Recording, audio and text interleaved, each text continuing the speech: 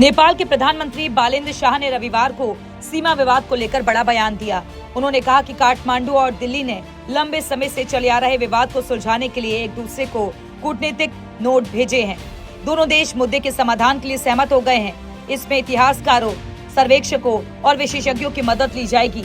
नेपाल और भारत के बीच काला पानी, लिपुलेख और लिम्पियाधुरा को लेकर लंबे समय से सीमा विवाद चल रहा है। दोनों देश इन इलाकों पर अपना दावा करते हैं, जो भारत, तिब्बत और नेपाल के त्रिकोणीय क्षेत्र के पास स्थित है। भारत का कहना है कि ये इलाका उत्तराखंड का हिस्सा है। इस मुद्दे को द्विपक्षीय बातचीत के जरिए सुलझाया जाना चाहिए।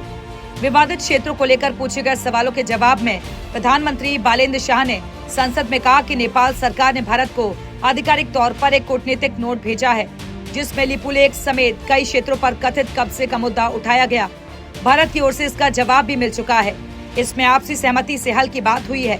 उन्होंने कहा कि दोनों देश राजनयिक तरीकों से इतिहासकारों, सर्वेक्षकों और संबंधित विशेषज्ञों की मदद से साथ बैठकर इस मुद्दे को सुलझाने पर सहमत हो गए हैं।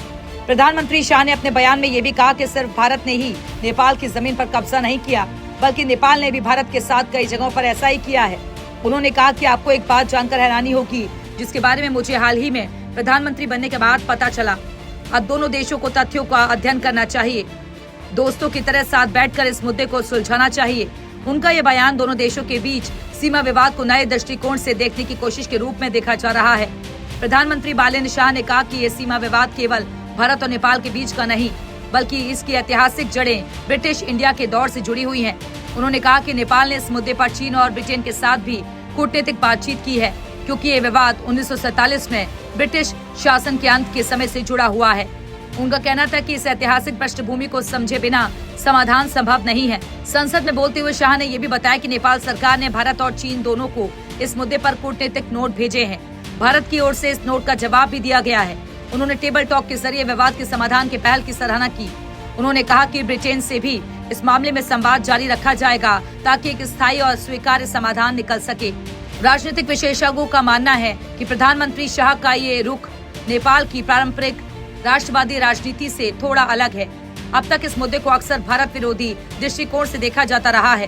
प्रधानमंत्री बालेन्द्र शाह के बयान को लेकर नेपाल के भीतर ही विवाद खड़ा हो गया है। सोशल मीडिया पर कई नेपाली यूजर्स ने इस बयान की आलोचना करते हुए इसे तथ्यहीन और भ्रामक बताया। वहीं विशेषज्ञों और पूर्व राजनयिकों ने भी प्रधानमंत्री शाह के भारतीय इलाकों में कब्जे के दावे को सिरे से खारिज कर दिया। भारत में नेपाल के पूर्व राजदूत नीलांबर आचार्य ने कहा कि नेपाल द्वारा भारतीय इलाकों पर कब्जा किए जाने के बारे में उनके पास कोई जानकारी नहीं है। उन्होंने कहा कि दोनों देशों के बीच 97% सीमा विवाद पहले ही सुलझा लिए गए हैं, जबकि कुछ छोटे मुद्दे अभी लंबित हैं, जो कि सीमा स्तंभों की अनुपस्थिति के कारण है।